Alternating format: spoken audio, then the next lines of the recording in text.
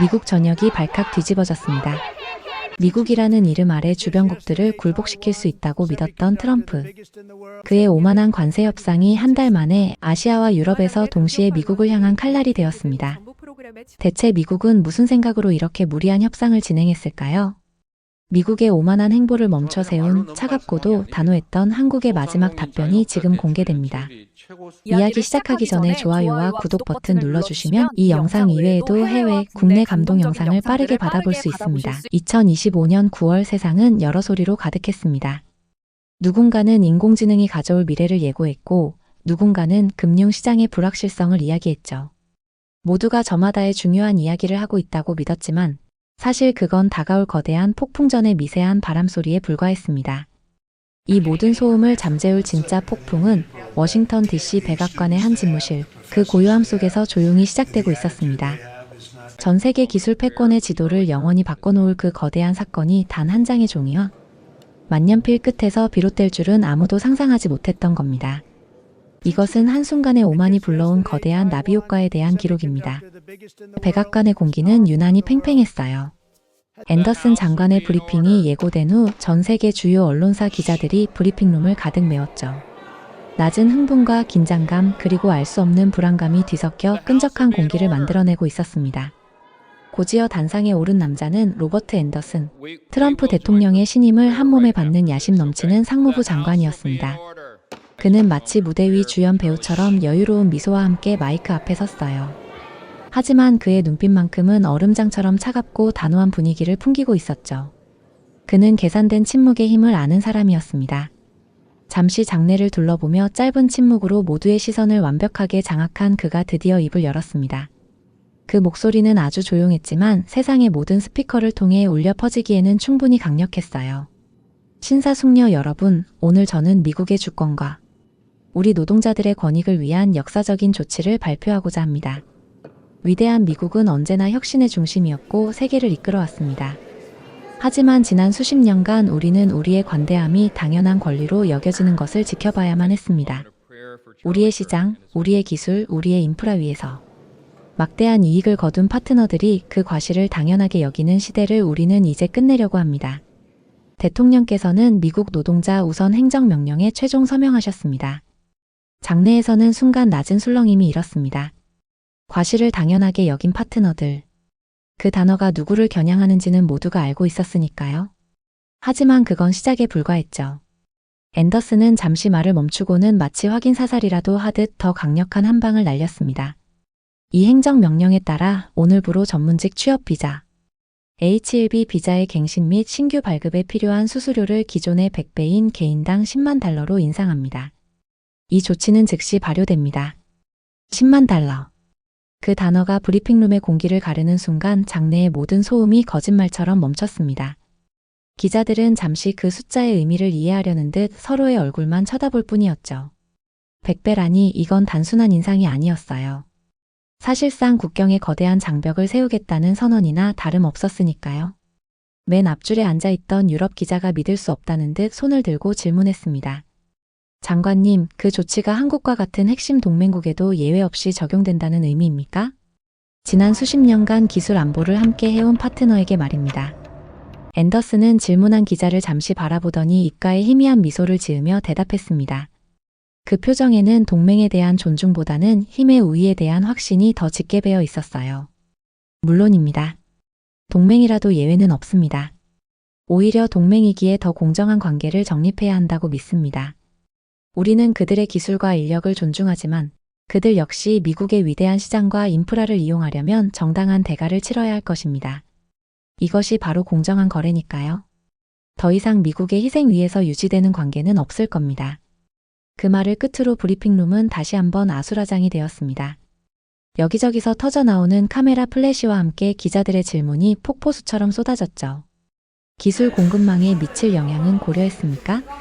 이는 명백한 보호 무역주의 조치 아닙니까? 같은 날카로운 질문들이 이어졌지만 앤더슨은 더 이상 어떤 질문에도 답하지 않았습니다. 그는 자신의 역할을 다했다는 듯 여유롭게 단상을 내려왔고 그가 남긴 10만 달러라는 거대한 폭탄은 전 세계로 타전되기 시작했습니다. 그 오만한 선언이 그 오만한 계산서가 어떤 파멸적인 결과를 불러올지는 꿈에도 모른 채 말이죠. 그 시각 워싱턴 DC에서 수천 km 떨어진 애리조나의 붉은 사막 한가운데 그곳에는 인류 최첨단 기술의 결정체라 불리는 거대한 반도체 공장 프로젝트 리버티 칩이 위용을 드러내고 있었습니다. 이 프로젝트는 앤더슨 장관이 직접 주도하는 미국의 기술 독립을 상징하는 자존심 그 자체였죠. 축구장 수십 개를 합친 것보다 더 거대한 이 하얀 건물 안에서는 세상에서 가장 작은 것들을 다루는 위대한 작업이 24시간 내내 계속되고 있었습니다. 그곳의 공기는 언제나 완벽한 온도를 유지했고 먼지 한 톨 허용하지 않는 절대적인 청정함 속에서 수조 원짜리 기계들이 조용히 돌아가고 있었습니다. 바로 그곳에서 백악관의 충격적인 소식이 전해진 겁니다. 현장 매니저인 사라 오코너는 자신의 사무실에서 법무팀과 다급하게 화상통화를 하고 있었어요. 그녀는 이 프로젝트의 시작부터 함께해온 베테랑이었고 리버티 칩을 자신의 분신처럼 여겼습니다. 하지만 지금 그녀의 얼굴은 하얗게 질려 있었죠. 잠깐만요, 존. 다시 한번 말씀해 주세요. 제가 제대로 이해한 건지 모르겠어요. 한 사람당 10만 달러라고요? 지금 당장 비자를 갱신해야 할 인원만 30명이 넘는데 그럼 300만 달러. 우리 돈으로 40억 원이 넘는 돈을 그냥 수수료로 내라는 말이에요? 이건 벌금인가요? 아니면 농담인가요? 수학이 넘어 변호사의 목소리도 착잡하기는 마찬가지였습니다. 유감스럽지만 사실입니다, 사라. 행정명령이라 저희도 어떻게 할 수가 없어요. 단순한 수수료 인상이 아닙니다. 사실상 나가라는 최후 통첩이나 다름없어요. 당장 본사에 보고하고 대책을 논의해야 합니다. 현장 상황은 어떻습니까? 엔지니어들은? 사라는 할 말을 잃고 잠시 허공을 응시했습니다. 40억 원. 공장 설비 하나를 더 들여놓을 수 있는 돈이었어요. 그런데 그 돈을 지난 몇 년간 이곳 사막에서 가족도 멀리 둔 채 프로젝트를 위해 헌신해온 핵심 동료들의 미국 체류를 위해 내야 한다니. 이건 말도 안 되는 일이었죠. 그녀는 자리에서 벌떡 일어나 곧장 공장의 심장부 클린룸 제어센터로 향했습니다. 그곳에는 이 거대한 프로젝트를 총지휘하는 남자가 있었으니까요. 제어센터의 거대한 유리벽 너머 수십 개의 모니터가 뿜어내는 빛을 받으며 한 남자가 서 있었습니다. 바로 이 프로젝트의 총괄 엔지니어 강세준이었죠. 그는 수많은 데이터가 오가는 복잡한 모니터들 앞에서 마치 오케스트라를 지휘하는 마에스트로처럼 침착하고 흔들림 없는 모습을 보여주고 있었습니다. 백악관의 발표 소식은 이미 그에게도 전해진 뒤였습니다. 어수선한 분위기 속에서 젊은 한국인 엔지니어들이 웅성거리며 그의 눈치를 보고 있었지만 그는 미동조차 하지 않았어요. 그저 묵묵히 자신의 일을 하고 있었을 뿐이죠. 한 젊은 엔지니어가 불안한 목소리로 그에게 물었습니다. 팀장님 뉴스 보셨습니까? 저희 이제 어떻게 되는 겁니까? 강세준은 그를 돌아보며 나지막이 말했습니다. 김 엔지니어, 지금 우리 앞 모니터에 떠있는 숫자들이 워싱턴에서 나온 뉴스보다 중요하지 않나? 지금 저 0.1%를 잡지 못하면 우리가 비자를 갱신하든 못하든 이 공장은 멈추게 돼. 각자 자리로 돌아가. 그의 차분하지만 단호한 말에 엔지니어들은 더 이상 아무 말도 하지 못하고 각자의 자리로 돌아갔습니다. 사라가 제어센터 안으로 들어서자 강세준은 그녀를 돌아보며 가볍게 고개를 숙였습니다. 그의 표정에서는 어떤 동요도 읽을 수 없었어요. 사라, 무슨 일이죠? 얼굴이 좋지 않군요. 세준 들었죠? 백악관 발표 말이에요. 이게 대체 어떻게 된 일이죠? 믿을 수가 없어요. 이건 미친 짓이에요. 사라의 격앙된 목소리에도 강세준은 여전히 침착했습니다. 그는 잠시 모니터로 시선을 돌렸다가 다시 사라를 바라보며 나지막이 말했어요. 네, 들었습니다. 팀원들도 모두 소식을 접한 모양이더군요. 팀원들은요? 다들 괜찮아요? 이런 말도 안 되는 상황에 본사에서는 뭐라고 해요? 강세준은 잠시 말을 멈추고 제어센터 한편에 모여있는 자신의 팀원들을 바라보았습니다. 불안한 눈빛으로 자신을 바라보는 젊은 얼굴들. 그는 그들을 향해 안심하라는 듯 부드러운 미소를 지어 보이고는 다시 사라에게 시선을 고정했죠. 다들 프로입니다, 사라. 동요하지 않고 자기 자리를 지키고 있어요. 본사에서는 아직 공식적인 지침은 없습니다. 아마 지금쯤 서울은 새벽이겠지만 모두가 밤을 새우고 있겠죠. 일단은 본사의 결정을 기다려야 합니다. 그의 침착한 태도에 사라는 오히려 더 답답함을 느꼈습니다. 기다리라니요. 이건 그냥 돈 문제가 아니에요, 세준. 이건 우리를 당신들을 존중하지 않는다는 뜻이잖아요. 우리가 지난 3년간 함께 해온 모든 것들을 부정하는 거란 말이에요. 그제야 강세준의 눈빛이 미세하게 흔들렸습니다. 그는 사라의 눈을 깊이 들여다보며 이전보다 조금 더 무게감 있는 목소리로 말했어요. 그 한마디는 앞으로 벌어질 모든 일의 핵심을 관통하는 말이기도 했습니다. 알고 있습니다, 사라. 저도 우리 팀원들도 그렇게 느끼고 있습니다. 하지만 흥분해서 해결될 일은 아무것도 없죠. 기술은 정밀해야 하고 정밀함은 냉철함에서 나옵니다. 그리고 당신 말이 맞아요. 이건 돈 문제가 아닙니다. 이건 신뢰의 문제입니다. 일방적인 통보가 아니라요. 그 말을 남기고 강세준은 다시 모니터 앞으로 돌아섰습니다.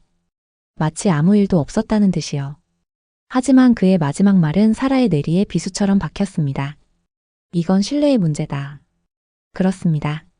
지금 백악관이 저지른 가장 큰 실수는 돈으로 기술을 살 수 있다고 착각한 것이 아니었어요. 돈으로 동맹의 신뢰를 무시할 수 있다고 착각한 것. 그것이 바로 모든 비극의 시작이었던 겁니다. 사라는 거대한 유리벽 너머 다시 일에 집중하는 강세준과 그의 팀원들의 뒷모습을 망연자실하게 바라볼 수밖에 없었습니다. 저 조용한 강철의 성 안에서 과연 어떤 결정이 내려지게 될까요? 워싱턴의 오만한 정치인들은 아마 상상조차 하지 못하고 있었을 겁니다. 백악관의 오만한 선언이 애리조나의 붉은 사막을 충격에 빠뜨리고 있을 때 지구 반대편 대한민국 서울은 분주한 아침을 맞이하고 있었습니다. 아직 워싱턴발 뉴스의 파장이 채 가시지 않은 시간이었죠. 하지만 혼란과 분노는 그리 오래가지 않았습니다. 위기의 순간에 더 냉철해지는 것. 그것이 바로 지난 수십 년간 수많은 위기를 겪으며 세계적인 기업으로 성장한 그들의 방식이었으니까요. 감정적인 대응 대신 그들은 거대한 계산기를 꺼내들기 시작했습니다. 서울 서초동에 위치한 삼성전자 사옥의 최고층, 그곳의 거대한 회의실은 바깥의 소란과는 단절된 듯 무거운 침묵에 잠겨 있었습니다. 대한민국의 경제를 움직이는 핵심 인물들이 모두 모여 있었죠. 회의실의 공기는 차갑고 건조했고 그들의 표정에서는 어떤 감정도 읽을 수 없었어요. 분노도 당황도 아니었습니다. 그저 눈앞에 닥친 거대한 문제를 어떻게 풀어야 할지에 대한 냉철한 분석만이 존재할 뿐이었죠. 재무총괄 부사장이 스크린에 복잡한 표를 띄우며 입을 열었습니다. 그의 목소리는 강철처럼 차가웠어요. 보고 시작하겠습니다. 백악관 행정명령에 따른 H1B 비자 수수료 인상안이 우리 그룹에 미칠 직접적인 금전적 손실액입니다. 현재 프로젝트 리버티 칩을 포함하여 미국 내 법인에서 근무 중인 핵심 인력 중 향후 1년 내 비자 갱신이 필요한 인원은 총 287명. 1인당 10만 달러씩 단순 계산으로도 2,870만 달러. 우리 돈으로 약 380억 원의 추가 비용이 발생합니다. 회의실 여기저기서 낮은 탄식이 흘러나왔습니다. 380억 원. 한 중소기업의 1년치 매출에 해당하는 돈을 그저 수수료라는 명목으로 내야 한다는 사실이 믿기지 않는 눈치였죠. 하지만 재무부사장의 보고는 거기서 끝나지 않았습니다. 하지만 이건 어디까지나 직접적인 비용일 뿐입니다. 더 큰 문제는 무형의 리스크입니다. 이번 조치는 미국이라는 파트너가 언제든 정치적 이유로 계약을 뒤집을 수 있다는 것을 보여준 사례입니다. 이는 예측 불가능한 비용을 계속해서 발생시킬 수 있다는 의미입니다. 저희 재무팀에서는 이 정치적 불확실성 리스크를 연간 투자 계획의 최소 15%로 책정해야 한다고 판단했습니다. 이는 수천억 원에 달하는 잠재적 손실을 의미합니다. 다시 말해 우리는 지금 밑빠진 독에 물을 붓고 있는 것과 같습니다. 그의 말이 끝나자 한쪽 구석에 앉아있던 북미 총괄 사장이 답답하다는 듯 입을 열었습니다. 그는 미국 시장의 중요성을 누구보다 잘 아는 사람이었고 수십 년간 그곳에서 브랜드의 명성을 쌓아 올린 인물이었습니다. 그래서 결론이 뭡니까? 리스크가 무서우니 세계 최대 시장을 포기라도 하자는 겁니까? 300억이든 3천억이든 우리가 리버티 칩에 투자한 돈이 얼마입니까? 이제 와서 발을 빼자는 건 말이 안 됩니다. 이건 트럼프 행정부의 쇼일 뿐이에요. 그들은 제조업을 살려야 한다는 정치적 명분이 필요한 것뿐입니다. 우리가 여기서 꼬리를 내리면 경쟁사들만 좋은 일 시키는 꼴이 됩니다. 울며 겨자 먹기로 돈을 내주면 결국 그들도 우리 없이는 공장을 돌릴 수 없다는 걸 알게 될 겁니다. 일단은 맞춰주고 다음을 도모해야 합니다. 이건 자존심 문제가 아니라 비즈니스입니다. 그의 말에도 일리가 있었습니다. 하지만 그의 말이 끝나기 무섭게 맞은편에 앉아있던 신사업 전략팀장이 조용히 반박하고 나섰습니다. 그는 그룹 내에서도 가장 날카로운 분석가로 통하는 인물이었죠. 사장님, 저 역시 이것이 비즈니스 문제라고 생각합니다. 그렇기 때문에 더더욱 동의할 수 없습니다. 사장님 말씀은 앞으로도 저들의 비위를 맞추며 사업을 계속하자는 의미로 들립니다. 하지만 과연 그게 현명한 방법일까요? 이건 단순한 쇼가 아닙니다. 패권 국가가 자신의 힘을 동맹을 억압하는 데 쓰기 시작했다는 신호입니다. 오늘 10만 달러를 내면 내일은 20만 달러를 요구하지 않는다는 보장이 어디 있습니까? 그들의 예측 불가능성에 우리의 미래를 맡길 수는 없습니다. 이것은 수익의 문제가 아니라 생존의 문제입니다. 생존? 말이 너무 심한 것 아닌가? 우리가 미국 시장 없이 어떻게 생존한단 말인가? 북미 총괄 사장의 목소리가 높아지자 전략팀장은 자리에서 일어나 모두가 볼 수 있도록 스크린에 새로운 자료를 띄웠습니다. 그것은 경기도 평택에 위치한 거대한 부지 사진이었어요. 대안은 바로 우리 안에 있습니다. 우리는 지난 몇 년간 미국에 천문학적인 돈을 투자했습니다. 공장을 짓고 사람을 고용하고 그들의 경제에 기여했죠. 이제 그 투자의 방향을 우리 자신에게로 돌릴 때입니다. H1B 비자 수수료 380억 원, 그리고 우리가 추산한 리스크 비용 수천억 원. 이 돈이면 평택에 세상에 없던 차세대 연구개발 단지를 짓고도 남습니다. 미국의 엔지니어를 비싼 돈 주고 데려오는 게 아니라 우리 청년들을 수만 명 고용해서 세계 최고의 전문가로 키워낼 수 있다는 말입니다. 우리는 우리만의 기술 생태계를 만들 수 있습니다. 누구의 눈치도 보지 않는 완벽한 기술 주권을 확보하는 겁니다. 그의 말은 회의실의 공기를 완전히 바꿔놓았습니다. 맞습니다. 왜 우리는 우리의 돈으로 남의 나라의 공장을 짓고 그들의 눈치를 봐야 하는 걸까요? 왜 우리의 기술로 그들의 일자리를 만들어주고 이런 수모를 겪어야 하는 걸까요? 질문의 방향이 바뀌자 해답은 의외로 간단해졌습니다. 상석에 앉아 침묵을 지키던 회장이 드디어 무겁게 입을 열었습니다. 그의 목소리는 낮았지만 회의실 전체를 압도하는 힘이 있었죠. 두 분의 의견 모두 잘 들었습니다.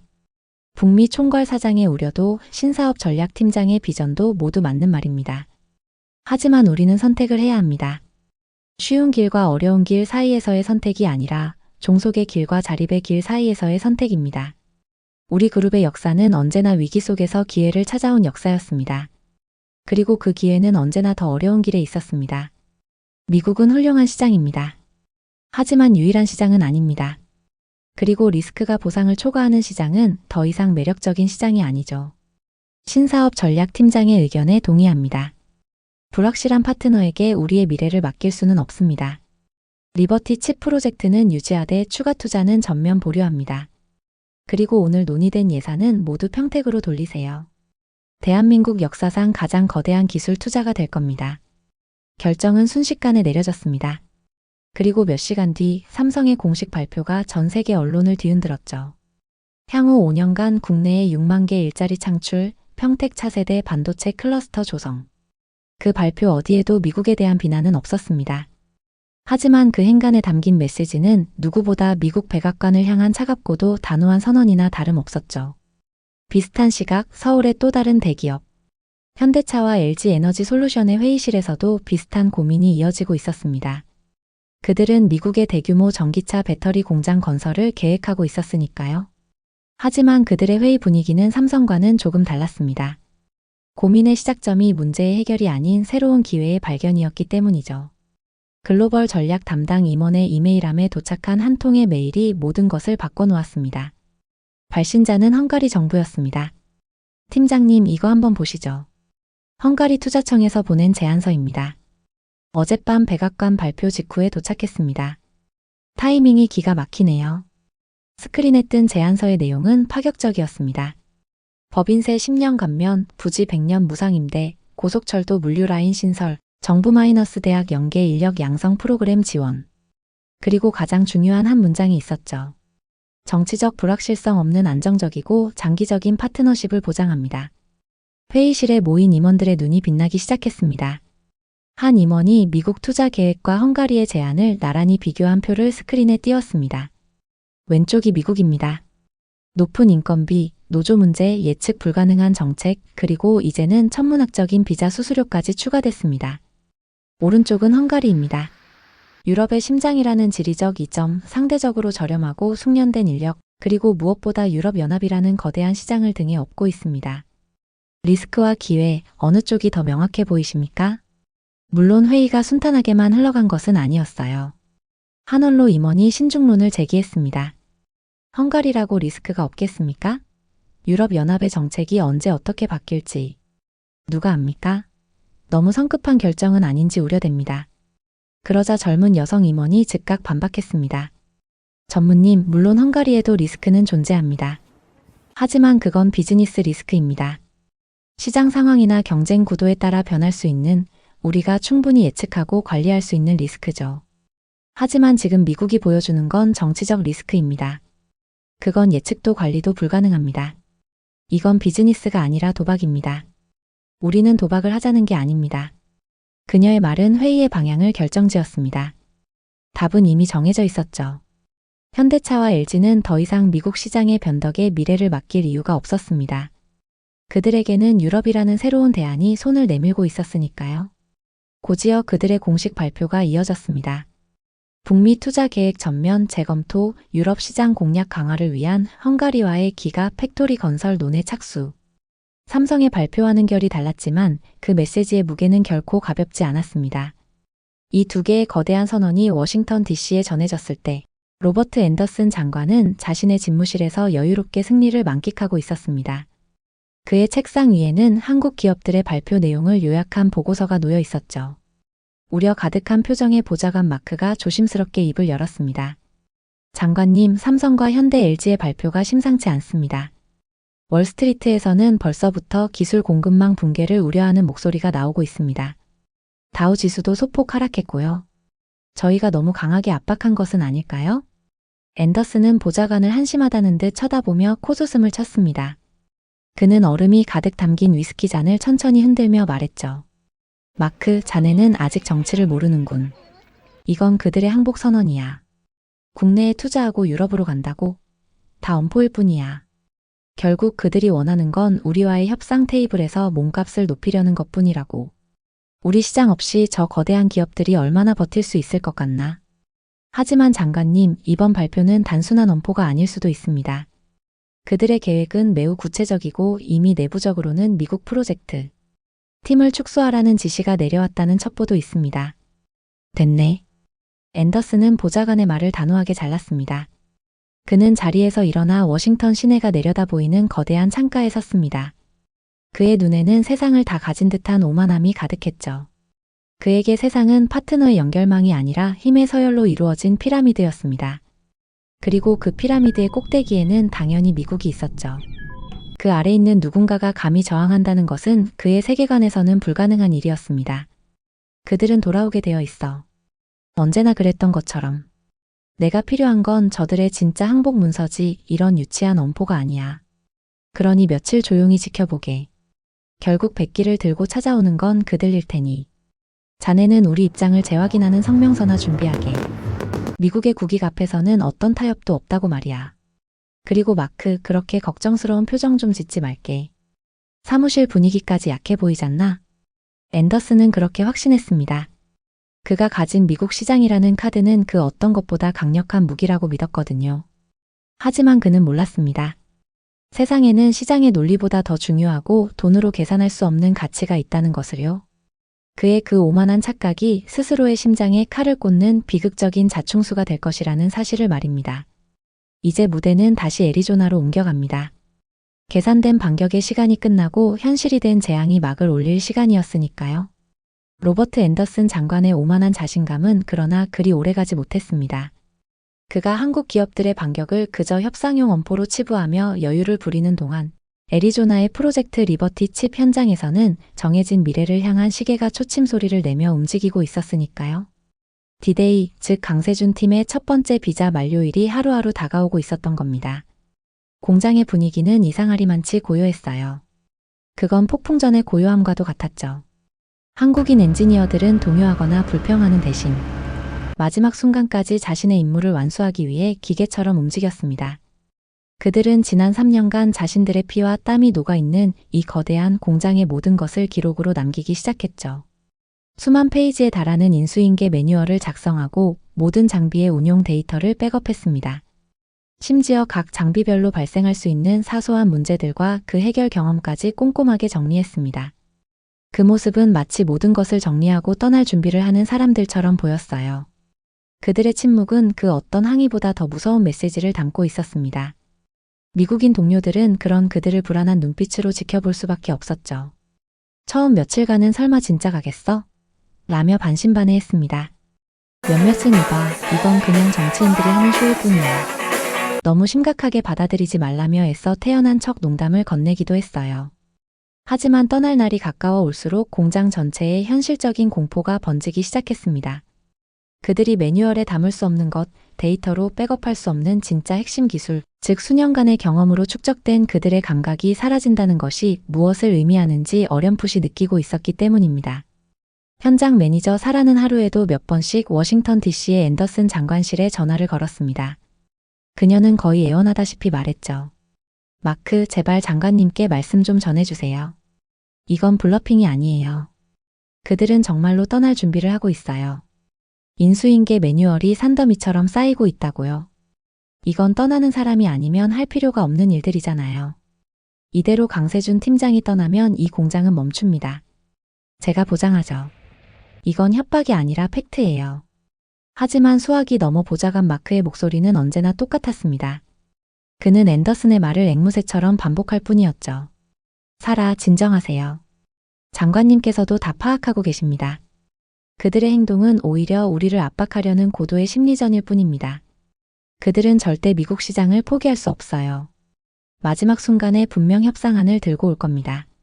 그러니 현장이나 잘 관리해 주세요. 협상안이요? 우리가 그들에게 10만 달러짜리 모욕을 줬는데 그들이 왜 협상을 해요? 제발. 당신들은 현장을 전혀 모르고 있어요. 사라의 말이 채 끝나기도 전에 전화는 끊겼습니다. 그녀는 깨달았죠. 워싱턴의 그 높은 빌딩 안에서는 이곳 사막의 모래바람 소리가 들리지 않는다는 것을요. 그들은 숫자를 믿었지만 숫자가 말해주지 않는 인간의 마음, 신뢰와 자존심의 무게를 전혀 이해하지 못하고 있었습니다. 그리고 운명의 디데이 아침이 밝았습니다. 그날은 이상하리만치 하늘이 맑았어요. 강세준 팀장은 평소와 다름없이 이른 아침에 출근의 마지막까지 장비 상태를 점검했습니다. 그는 새로 현장 책임자가 된 미국인 엔지니어 데이빗을 옆에 앉히고 밤새 정리한 추가 노트를 건넸습니다.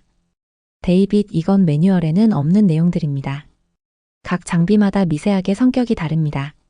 어떤 놈은 예열을 좀 길게 해줘야 하고 어떤 놈은 습도에 유난히 예민하죠. 지난 3년간의 경험을 정리한 것이니 문제가 생기면 꼭 참고하세요.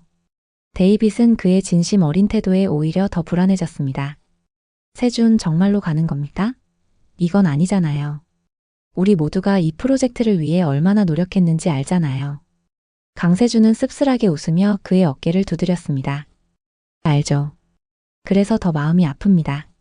하지만 이건 우리가 결정할 수 있는 문제가 아닙니다. 행운을 빌죠, 데이빗. 오후가 되자 그는 팀원들을 모두 불러 모았죠. 그는 떠나는 동료들 한 명 한 명의 손을 잡고 그동안의 노고를 격려했습니다. 그들의 얼굴에는 아쉬움과 서운함 그리고 약간의 분노가 서려 있었지만 그 누구도 회사의 결정을 원망하지는 않았습니다. 오히려 자신들을 끝까지 지켜준 회사에 대한 믿음이 더 커 보였죠. 짐을 모두 챙긴 그들이 공장을 나서는 순간 사라 오코너가 숨을 헐떡이며 달려왔습니다. 그녀의 얼굴은 눈물로 얼룩져 있었죠. 세준, 제발 가지 마세요. 어떻게 이럴 수 있어요? 우리가 함께 만든 곳이잖아요. 이 공장은 당신의 자식이나 마찬가지인데 어떻게 그냥 두고 떠날 수 있냐 말이에요. 강세준은 잠시 발걸음을 멈추고 그녀를 바라보았습니다. 그의 눈빛은 슬펐지만 조금의 흔들림도 없었어요. 사라, 마음은 이해합니다. 하지만 이건 우리가 선택한 길이 아닙니다. 우리는 돌아가라는 명령을 받았고 따를 뿐입니다. 그리고 자식은 부모가 지켜줘야 하는 법이죠. 우리를 지켜주지 않는 곳에 더 이상 머무를 수는 없습니다. 이곳의 새로운 부모는 당신들이니 잘 부탁합니다. 내가 어떻게든 해볼게요. 워싱턴에 다시 전화해서 대통령에게 직접 편지라도 쓰겠어요. 아니요, 사라. 이제 늦었습니다. 당신의 잘못이 아니라는 걸 알아요. 당신은 훌륭한 파트너였습니다. 지난 3년간 정말 고마웠습니다. 하지만 파트너십은 서로를 존중할 때만 의미가 있는 법입니다. 한쪽이 다른 쪽을 힘으로 누르려고 하는 순간 그건 더 이상 파트너십이 아니죠. 그는 마지막 인사를 건네고 돌아섰습니다. 사라가 뭐라 더 소리쳤지만 그의 발걸음은 멈추지 않았습니다. 잠시 후 공항에서 이륙한 거대한 대한항공. 비행기가 애리조나의 푸른 하늘 위로 하얀 항적을 그리며 사라졌습니다. 그것은 단순한 비행이 아니었어요.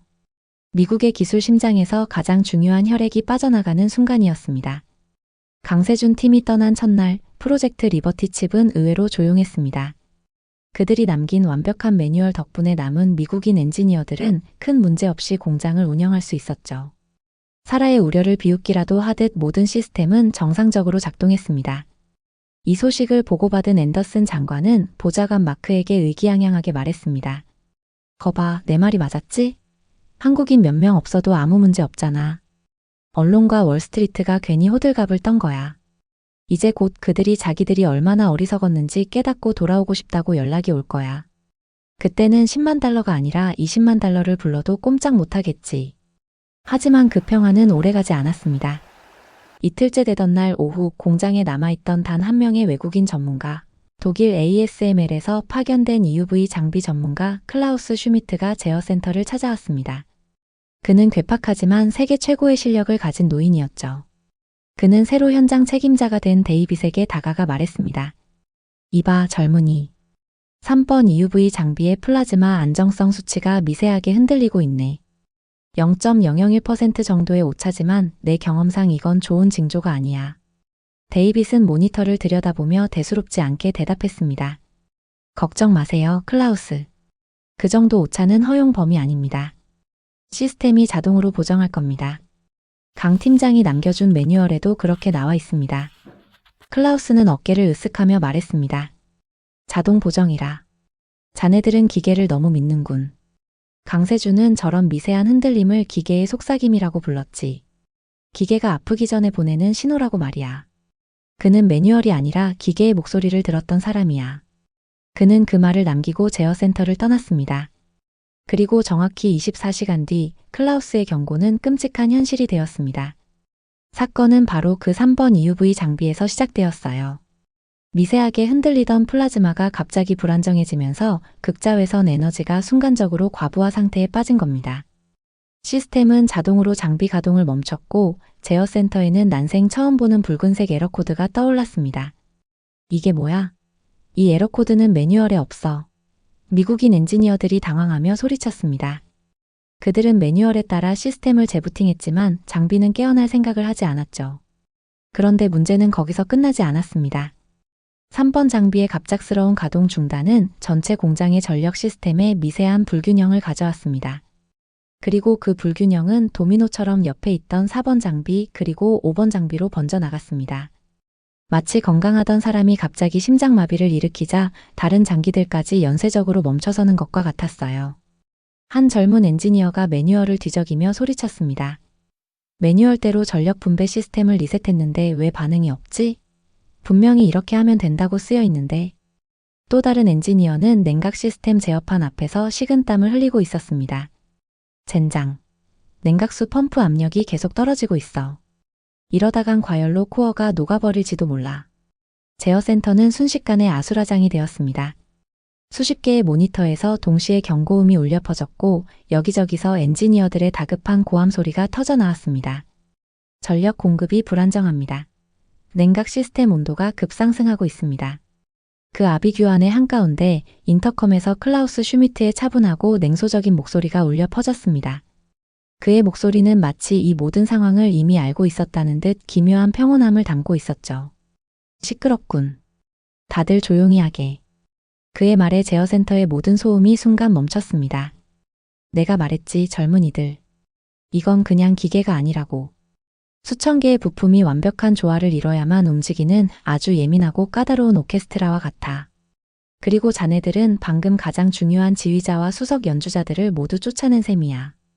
그들은 악보에 없는 미세한 음의 떨림을 감지하고 연주자들의 컨디션에 따라 즉흥적으로 연주를 조율할 줄 아는 사람들이었지. 하지만 자네들은 그저 악보대로 연주할 줄만 아는 삼류 연주자들에 불과해. 그리고 지금 이 오케스트라는 연주를 거부하고 있는 걸세. 클라우스, 그럼 어떻게 해야 하죠? 제발 도와주세요. 사라가 절박하게 외쳤지만 돌아온 것은 절망적인 대답이었습니다. 내가 할 수 있는 건 아무것도 없네. 이건 내 전문 분야가 아니야. 이건 기계공학의 영역을 넘어선 경험과 감각의 예술이었으니까. 그리고 그 예술가들은 지금 이곳에 없지. 축하해, 여러분. 여러분은 방금 수십조 원짜리 고철 덩어리를 만들어낸 거야. 그 말을 끝으로 인터컴은 끊겼습니다. 그리고 몇 분 뒤 공장의 모든 시스템이 스스로를 보호하기 위해 작동을 멈추면서 프로젝트 리버티 칩은 깊은 침묵에 잠겼습니다.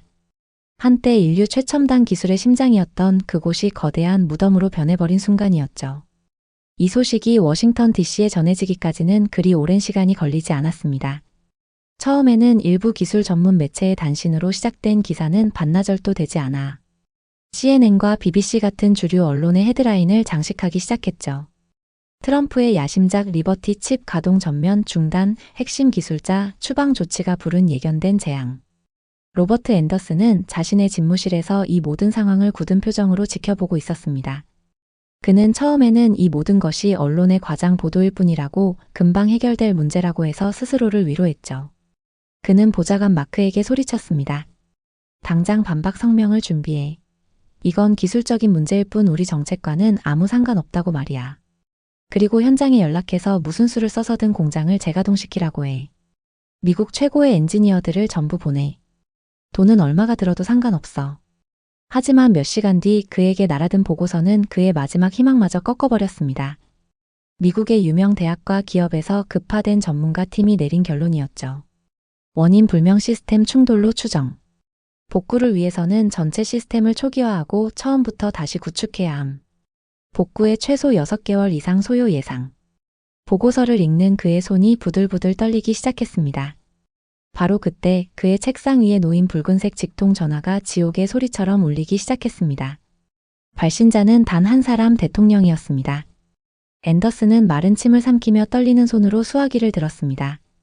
각하에게 보고를 하려던 그의 말이 끝나기도 전에 수화기 넘어서 트럼프의 분노에 찬 고함이 터져나왔습니다. 그 목소리는 이성을 잃은 맹수처럼 거칠고 위협적이었죠. 로버트, 지금 TV에서 뭐가 나오는지 보고 있나? 전 세계가 나를 비웃고 있어. 내 위대한 미국의 기술 독립 프로젝트가 한국인 몇 명 나갔다고 고철 덩어리가 됐다고? 이게 어떻게 된 일이야? 각하, 그건 일시적인 기술적 문제입니다. 곧 해결될. 시끄러워. 변명 따위 듣고 싶지 않아. 내가 믿었던 자네가 내 얼굴에 똥칠을 했어. 나는 자네가 똑똑한 줄 알았는데 고작 저 아시아의 작은 나라 노란 멍청이들한테 당한 거야. 그들이 자네를 가지고 놀고 있고 지금 전 세계가 그걸 보면서 나를 비웃고 있단 말이야. 트럼프의 분노는 정책의 실패에 대한 것이 아니었습니다. 그는 오직 자신의 이미지가 손상되었다는 사실에만 격분하고 있었죠. 그에게 이것은 국가적 손실이 아니라 개인적인 모욕이었습니다. 듣게, 로버트. 나는 실패를 용납하지 않아. 특히 나를 바보로 만드는 실패는 더더욱. 무슨 수를 써서든 이 사태를 해결해. 그 한국인들을 다시 무릎 꿇리든 아니면 공장을 당장 살려내든 뭐든 하란 말이야. 내일 아침까지 내 책상 위에 해결책을 올려놓지 못하면 자네 경력은 그걸로 끝이야. 알겠나? 전화는 일방적으로 끊겼습니다. 앤더슨은 한동안 끊어진 수화기를 든 채 허공을 응시했습니다. 그의 얼굴에서 오만함은 온데간데 없이 사라지고 차가운 공포만이 남아있었죠. 그는 깨달았습니다. 자신이 거대한 피라미드의 꼭대기에 있다고 착각했지만 사실은 대통령의 손바닥 위에서 춤추는 광대에 불과했다는 것을요. 그리고 이제 그 대통령이 모든 책임과 비난을 자신에게 떠넘기려 하고 있었습니다. 현실이 된 재앙은 이제 그의 목을 조여오는 현실적인 공포가 되어 있었습니다. 트럼프 대통령의 분노에 찬 목소리가 끊어진 후 로버트 앤더슨의 집무실에는 지독한 침묵만이 남았습니다. 그는 한동안 끊어진 수화기를 든 채 허공을 응시했죠. 방금 전까지 세상을 호령하던 권력자의 모습은 온데간데 없고 절벽 끝에 간신히 매달린 파라코의 모습만이 남아 있었습니다. 그의 이마에서는 식은땀이 흘러내렸고 심장은 통제 불능 상태에 빠진 기계처럼 거칠게 뛰어댔습니다. 내일 아침까지 해결책을 가져와라. 그렇지 않으면 내 경력은 끝이다. 대통령의 마지막 말이 그의 내리에서 떠나지 않았습니다. 그건 단순한 협박이 아니었어요. 자신의 실패를 절대 용납하지 않는 트럼프의 성격을 고려하면 그건 사실상의 사형 선고나 다름없었죠. 공포는 사람을 움직이게 만드는 법입니다. 앤더슨은 거의 본능적으로 움직이기 시작했습니다. 그는 먼저 미국 내에서 어떻게든 해결책을 찾아보려고 발버둥 쳤어요. 그는 미국 최고의 기술 기업 인텔의 CEO에게 직접 전화를 걸었습니다. 두 사람은 오랜 기간 좋은 관계를 유지해 온 사이였죠. 존, 나 로버트 앤더슨이네. 지금 언론 보도 때문에 정신이 없겠지만 이건 충분히 해결할 수 있는 문제야. 자네 회사의 최고 전문가들로 팀을 하나 꾸려주게. 리버티 칩을 되살리는데 필요한 모든 비용과 지원은 정부가 책임지겠네. 국가 안보가 걸린 문제야. 이건 부탁이 아니라 국가를 위한 명령이라고 생각해주게. 하지만 수학이 넘어 돌아온 존의 목소리는 싸늘했습니다. 로버트, 미안하지만 그건 불가능합니다. 우리 엔지니어들을 그 정치적인 진흙탕 싸움에 밀어넣을 수는 없어요. 당신들의 행정명령이 기술자들의 신뢰를 어떻게 무너뜨렸는지 받지 않습니까? 내 직원들을 그런 리스크에 노출시킬 수는 없습니다. 그리고 한 가지만 묻죠, 로버트. 지금 이게 정말 국가 안보를 위한 겁니까? 아니면 대통령의 심기를 맞추기 위한 겁니까? 이건 당신들 정부가 자초한 일입니다. 스스로 해결하세요. 전화는 매정하게 끊겼습니다. 앤더슨은 잠시 망연자실했지만 포기할 수는 없었죠. 그는 이번엔 공화당의 상원 원내대표에게 전화를 걸었습니다. 자신의 정치적 후견인이자 대통령에게 직접 말을 전할 수 있는 몇 안 되는 인물이었으니까요. 의원님, 저 앤더슨입니다. 지금 상황이 아주 심각합니다. 대통령께서 오해하고 계신 부분이 있는 것 같습니다. 의원님께서 나서서. 앤더슨 장관. 원내대표는 그의 말을 차갑게 끊었습니다. 지금 대통령께서는 귀를 막고 계시네. 그분은 지금 이 사태의 책임을 질 희생양을 찾고 있어. 그리고 안타깝게도 그 역할에 가장 적합한 인물은 바로 자네인 것 같군. 그러니 당분간은 나에게 연락하지 말게. 괜한 오해를 사고 싶지 않으니. 이건 조언일세. 정치적 동아줄마저 끊어져 버린 겁니다. 그의 절망은 점점 깊어졌습니다. 그는 마지막으로 자신의 정치적 스승이자 워싱턴 정계의 원로로 존경받는 전 국무장관에게 전화를 걸었습니다. 어떻게든 이 상황을 타개할 지혜를 얻고 싶었기 때문이죠. 장관님, 접니다. 로버트입니다. 원로의 목소리는 낮고 차분했습니다. 알고 있네, 로버트. 뉴스를 봤네. 자네답지 않게 큰 실수를 했더군. 실수라니요? 저는 원칙대로 했을 뿐입니다. 미국의 국익을 위해서. 국익이라. 원로가 그의 말을 부드럽게 가로막았습니다. 자네가 놓친 게 바로 그거야. 자네는 동맹을 거래 파트너로만 생각했네. 숫자로 모든 것을 계산할 수 있다고 믿었지. 하지만 동맹은 거래가 아닐세. 그건 수십 년간 쌓아 올린 신뢰와 존중의 관계야. 자네는 그 무형의 자산을 고작 돈 몇 푼과 맞바꾸려고 했던 걸세. 한국인들이 화가 난 건 돈 때문이 아닐 거야. 그들의 자존심과 신뢰를 짓밟았기 때문이지. 이미 엎질러진 물이야, 로버트. 이제 자네가 할 수 있는 일은 없어. 희망을 찾으려 걸었던 전화에서 그는 완전한 절망만을 확인했을 뿐이었습니다. 그는 마지막 지푸라기라도 잡는 심정으로 보좌관 마크를 호출했습니다. 마크, 당장 법무팀을 총동원해. 이번 행정명령에 혹시 법적인 허점은 없는지, 대통령의 승인 없이 장관 직권으로라도 수수료를 면제해줄 방법은 없는지 찾아봐. 뭐라도 찾아내란 말이야. 몇 시간 뒤 헬쑥해진 얼굴로 돌아온 마크는 고개를 저었습니다. 그의 손에는 그가 원했던 법률 검토 보고서가 아닌 다른 서류가 들려 있었죠. 장관님, 법적으로는 불가능합니다. 행정명령은 완벽하게 합법적이며 대통령의 제가 없이는 그 어떤 예외 조항도 만들 수 없습니다. 저희가 할 수 있는 건 아무것도 없습니다. 그리고 이건 방금 월스트리트에서 올라온 긴급 보고입니다. 마크가 내민 보고서에는 끔찍한 숫자들로 가득했습니다. 리버티 칩 프로젝트와 관련된 기술주들의 주가가 폭락하고 있었고 반도체 공급망 전체에 대한 불안감으로 다우 지수마저 흔들리고 있었습니다. 수십억 달러가, 아니 수백억 달러가 단 하루 만에 증발해버린 겁니다. 장관님, 이건 더 이상 애리조나 공장 하나의 문제가 아닙니다. 미국 경제 전체의 신뢰 문제로 번지고 있습니다. 모든 문이 다 막혔습니다. 기술적, 정치적, 법적, 그리고 이제는 경제적으로도 그가 기댈 곳은 아무데도 없었죠. 앤더슨은 완전히 무너져 내렸습니다. 그는 집무실 소파에 주저앉아 헝클어진 머리를 감싸 쥐었습니다. 그의 눈앞에는 이제 단 하나의 길만이 남아 있었습니다. 그것은 가장 피하고 싶었던 가장 굴욕적인 마지막 선택지였죠. 그건 바로 자신이 오만하게 내쫓았던 남자, 지금 이 모든 사태의 열쇠를 쥐고 있는 유일한 사람 강세준에게 직접 연락하는 것이었습니다. 무릎을 꿇고 애원하는 것 외에는 방법이 없다는 것을 그는 비로소 깨달은 겁니다. 깊은 밤이었습니다. 워싱턴 DC의 상무부 건물 앤더슨의 집무실에는 책상 위 스탠드 불빛 하나만이 외롭게 켜져 있었죠. 창밖은 칠흑 같은 어둠에 잠겨 있었고 방 안 공기는 한 사람의 절망으로 무겁게 가라앉아 있었습니다.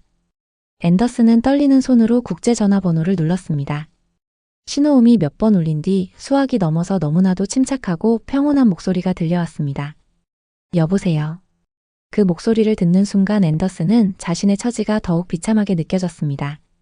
지구 반대편 대한민국은 활기찬 아침을 맞이하고 있었으니까요. 수화기 너머에서는 희미하게 건설 현장의 소음과 사람들의 활기찬 목소리가 들려왔습니다.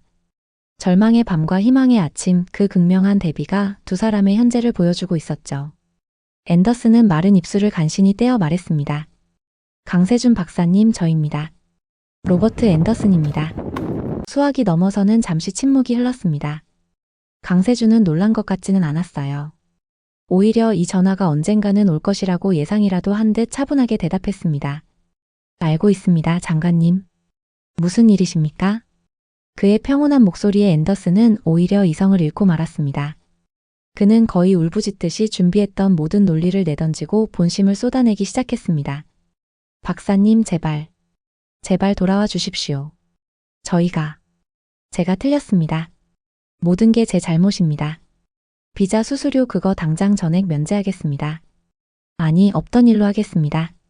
저희가 그동안의 피해까지 모두 보상하겠습니다. 백지 수표라도 드릴 수 있습니다. 장관 직권으로 가능한 모든 편의를 제공하겠습니다. 그러니 제발 팀원들을 데리고 애리조나로 돌아와 주십시오. 대통령께서, 각하께서 원하십니다. 그는 모든 것을 내려놓고 애원했습니다. 자신의 정치적 생명이 이 전화 한 통에 달려 있었으니까요. 수화기 너머 강세준은 그의 절박한 목소리를 끝까지 듣고 있었습니다. 배경으로 들려오던 건설 현장의 소음이 잠시 잦아드는 것 같았죠. 강세준이 조용히 입을 열었습니다. 그의 목소리에는 분노도 조롱도 승리감도 없었습니다. 그저 모든 것을 초월한 듯한 깊은 평온함만이 담겨 있었죠. 장관님, 지금 제 뒤로 보이는 풍경이 어떤 모습인지 아십니까? 수천 명의 젊은 우리 엔지니어들이 새로운 공장의 첫 번째 철골 구조물이 올라가는 것을 보며 환호하고 있습니다. 이곳 평택은 대한민국 기술의 새로운 심장이 될 곳입니다. 저 젊은이들의 눈에는 미래에 대한 희망과 자부심이 가득합니다. 제가 어떻게 저 눈빛들을 외면하고 다시 불확실한 과거로 돌아가자고 말할 수 있겠습니까? 장관님의 제안은 감사하지만 저희는 이미 새로운 미래를 시작했습니다. 아니, 그건 다시 생각할 수 있지 않습니까? 평택 프로젝트는 그대로 진행하고 미국 프로젝트도 함께 할 수 있지 않습니까? 우리가 더 좋은 조건을 제시하겠습니다. 세계 최고의 대우를 약속합니다.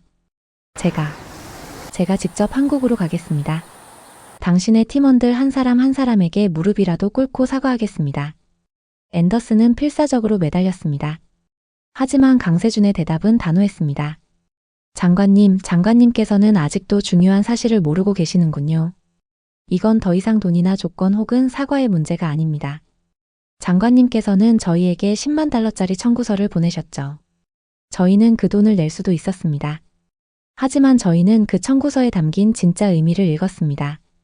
그건 너희는 우리의 파트너가 아니라 언제든 대체될 수 있는 부품일 뿐이다라는 메시지였습니다. 맞습니까? 앤더슨은 아무 대답도 할 수 없었습니다. 급소를 찔렸기 때문이죠. 강세준의 말이 이어졌습니다. 기계는 부서지면 고치거나 새로 사면 됩니다. 건물도 무너지면 다시 지으면 되죠. 하지만 신뢰는 한번 무너지면 다시 세울 수 없습니다. 금이 간 기초 위에는 그 어떤 화려한 건물도 지을 수 없는 법이니까요. 장관님께서는 저희와의 신뢰라는 기초를 스스로 부수셨습니다. 그런데 이제 와서 그 위에 더 좋은 건물을 짓자고 하시면 저희가 어떻게 그 말을 믿을 수 있겠습니까? 제 젊은 팀원들은 미국이라는 나라를 동경했습니다.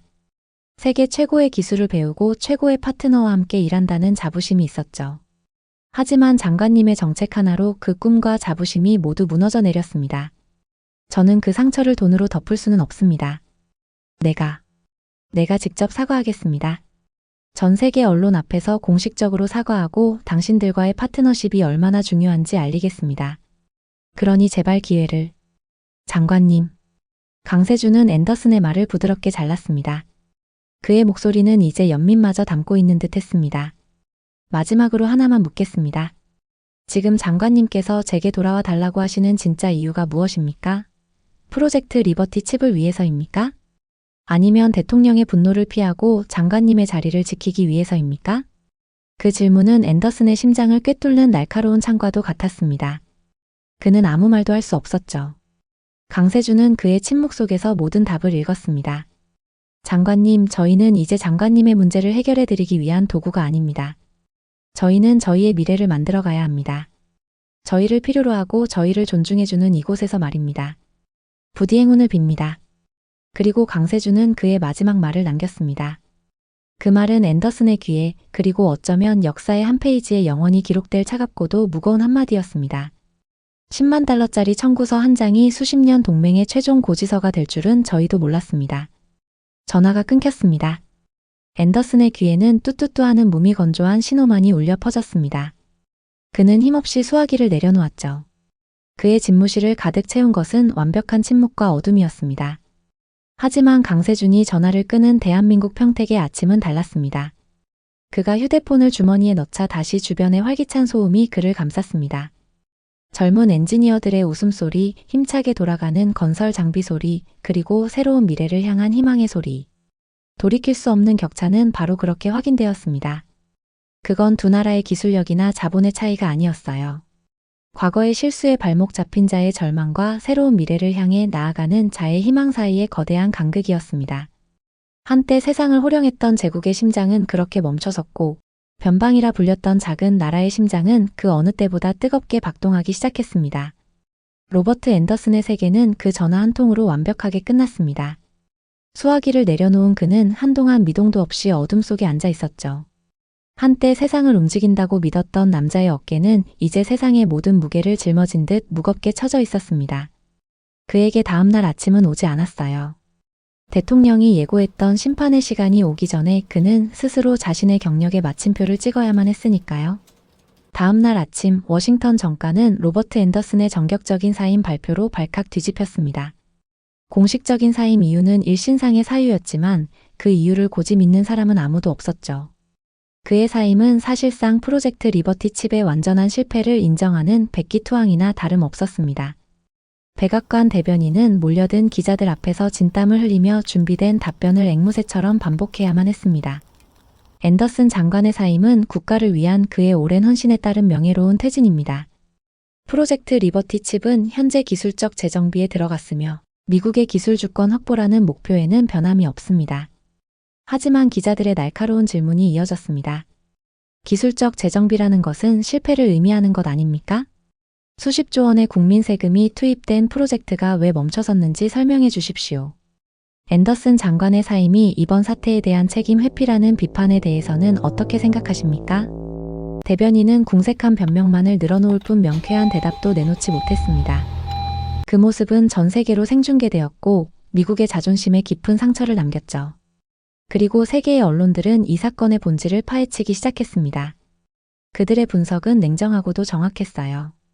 CNN의 경제 전문가는 이렇게 논평했습니다. 이번 사태는 단순한 프로젝트 실패가 아닙니다.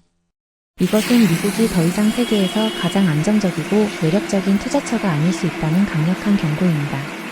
트럼프 행정부는 10만 달러의 수수료를 얻으려다 수십 년간 쌓아온 신뢰라는 수백억 달러짜리 자산을 잃었습니다. 월스트리트는 이제 아메리칸 리스크라는 새로운 용어를 주목하고 있습니다. 영국의 BBC는 지정학적 관점에서 이 사건을 분석했죠.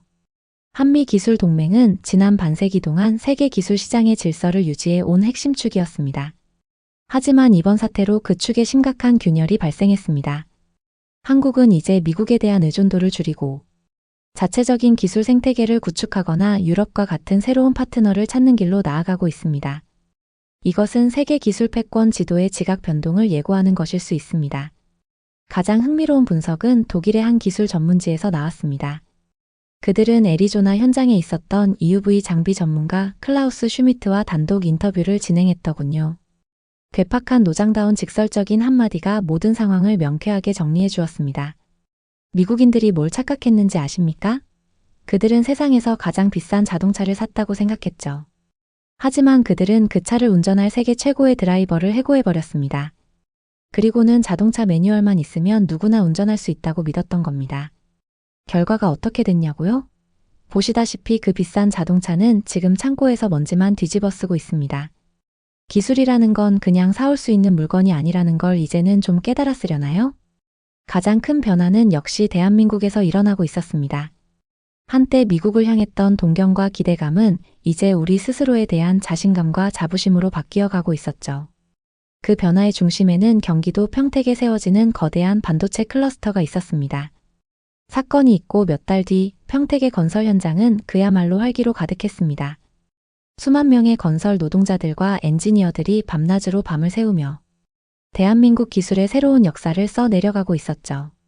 임시로 지어진 연구동에서는 수백 명의 젊은 연구원들이 밤낮 없이 새로운 기술 개발에 몰두하고 있었습니다. 그들의 얼굴에는 피곤함보다는 새로운 미래를 직접 만들어 간다는 희열과 자부심이 더 가득해 보였어요. 강세준은 더 이상 현장에서 장비를 만지는 엔지니어가 아니었습니다. 그는 이제 수천 명의 팀원들을 이끄는 프로젝트의 총책임자이자 젊은 후배들을 이끄는 든든한 스승이 되어 있었죠. 그는 갓 입사한 신입 연구원들을 데리고 거대한 공장 부지가 한눈에 내려다 보이는 언덕에 올랐습니다. 한 젊은 연구원이 벅찬 목소리로 물었습니다. 총괄님 정말 우리가 저런 엄청난 걸 만들게 되는 겁니까? 제 손으로 세계 최고의 반도체를 만들게 된다니 아직도 믿기지가 않습니다. 강세준은 인자한 미소로 그의 어깨를 두드리며 말했습니다. 믿어야지. 그리고 자네들이 해내야만 하네. 저건 단순한 공장이 아니야. 우리 기술의 독립선언이자 우리 미래 세대들을 위한 약속이야. 이제 우리는 누구의 눈치도 보지 않고 우리가 원하는 기술을 마음껏 펼칠 수 있는 우리만의 땅을 갖게 된 걸세. 다른 연구원이 조심스럽게 물었습니다. 총괄님, 애리조나에서 있었던 일에 대해서는 어떻게 생각하십니까? 그들의 오만한 결정 덕분에 우리가 이런 기회를 얻게 된 걸까요? 강세준은 잠시 먼 곳을 바라보며 생각에 잠겼습니다. 그의 얼굴에 씁쓸한 미소가 스쳐 지나갔죠. 오만한 결정이었던 건 맞네. 하지만 그들의 실패가 곧 우리의 성공을 의미하는 건 아닐세. 우리는 그 사건을 통해 아주 비싸고도 중요한 교훈을 얻었어. 첫째, 우리 기술이 세계 최고 수준이라는 자부심. 그리고 둘째, 그 기술을 지키기 위해서는 우리 스스로 강해져야 한다는 절박함. 우리는 그들을 비웃을 게 아니라 우리에게 그런 교훈을 주었다는 사실에 오히려 감사해야 할지도 모르네. 그리고 다시는 그런 실수를 반복하지 않도록 더 단단해져야지. 그의 말에는 더 이상 과거에 대한 분노나 원망이 담겨 있지 않았습니다. 오직 미래를 향한 굳건한 의지와 책임감만이 느껴질 뿐이었죠. 그는 더 이상 한 기업의 엔지니어가 아니라 대한민국 기술의 미래를 짊어진 진정한 리더가 되어 있었습니다. 변화의 바람은 유럽에서도 불고 있었습니다. 헝가리 데브레첸에 건설되는 현대차와 LG의 배터리 기가 팩토리는 단순한 공장 건설을 넘어 두 대륙의 새로운 협력 모델을 제시하고 있었죠. 현대차의 헝가리 법인장은 현지 주지사와 함께 건설 현장을 둘러보며 대화를 나누고 있었습니다. 주지사님, 이렇게까지 적극적으로 지원해 주시니 정말 몸둘 바를 모르겠습니다. 덕분에 공사 진행이 예상보다 훨씬 빠릅니다. 헝가리 주지사는 환하게 웃으며 대답했습니다. 천만이에요. 우리는 현대와 LG를 단순한 외국 투자 기업으로 생각하지 않습니다. 헝가리의 미래를 함께 만들어갈 동반자라고 생각합니다. 여러분의 성공이 곧 우리 데브레첸의 성공이고 헝가리의 성공이니까요. 필요한 것이 있다면 언제든 말씀하십시오. 우리는 언제나 여러분의 목소리에 귀 기울일 준비가 되어 있습니다. 그들의 대화 속에는 서로에 대한 깊은 존중과 신뢰가 묻어났습니다. 일방적인 통보와 무시로 얼룩졌던 과거의 관계와는 질적으로 다른 진정한 파트너십이 그곳에서 자라나고 있었던 겁니다. 시간이 흘러 앤더슨 장관의 이름은 사람들의 기억 속에서 서서히 잊혀져 갔습니다. 그는 미국의 기술 패권을 위협에 빠뜨린 무능한 정치인으로 역사에 기록되었죠. 그가 야심차게 추진했던 프로젝트 리버티 칩은 결국 막대한 손실만을 남긴 채 폐기수순을 밟았습니다. 애리조나의 그 거대한 유령 공장은 한 시대의 오만함이 남긴 흉물스러운 기념비처럼 쓸쓸하게 남겨졌습니다. 그리고 또 시간이 흘렀습니다. 대한민국 평택의 반도체 클러스터는 마침내 완공되어 세계가 놀랄만한 성능의 차세대 반도체를 쏟아내기 시작했습니다. 헝가리의 기가 팩토리 역시 유럽 전기차 시장의 심장이 되어 힘차게 돌아갔죠. 한국의 기업들은 세계 기술 시장의 규칙을 따르는 자에서 새로운 규칙을 만드는 자로 거듭났습니다. 이 모든 이야기의 끝에서 우리는 무엇을 기억해야 할까요? 한 정치인의 몰락과 한 국가의 성공? 아니요. 이 이야기는 그렇게 간단하지 않습니다. 이건 로버트 앤더슨이라는 한 개인의 이야기가 아닙니다. 그는 단지 자신의 힘을 맹신하고 눈앞의 이익에 눈이 멀어 더 중요한 가치를 잊어버렸던 한 시대의 상징일 뿐입니다. 이 이야기는 강세준이라는 한 영웅의 이야기도 아닙니다. 그는 그저 자신의 자리에서 묵묵히 책임을 다하고 위기의 순간에 원칙과 신념을 지켰던 수많은 대한민국 기술자들의 상징일 뿐입니다. 어쩌면 이 이야기는 신뢰라는 눈에 보이지 않는 가치가 얼마나 강력한 힘을 가지고 있는지에 대한 이야기일지도 모릅니다. 한쪽이 다른 쪽을 힘으로 지배하려 할 때 그 관계는 모래성처럼 쉽게 무너져 내린다는 평범한 진리에 대한 이야기 말입니다. 역사는 기록할 것입니다. 기술은 장벽을 세우는 곳이 아닌 신뢰를 쌓는 곳에서 꼽힌다는 사실을 말입니다. 그리고 대한민국은 온몸으로 그 사실을 스스로 증명해냈습니다. 과거의 실수를 교훈 삼아 더 이상 누구에게도 휘둘리지 않는 당당한 기술 강국으로 우뚝 섰습니다. 그리고 그 위대한 여정은 지금 이 순간에도 계속되고 있습니다. 로버트 앤더슨의 처절한 몰락 어떻게 보셨나요? 한 사람의 오만한 계산서가 어떻게 기술 제국의 자존심을 무너뜨렸는지, 그리고 돈으로 살 수 없는 신뢰가 그 어떤 첨단 기술보다 강력한 자산임을 똑똑히 보셨을 겁니다. 이 이야기는 단순한 기업의 반격이 아닙니다.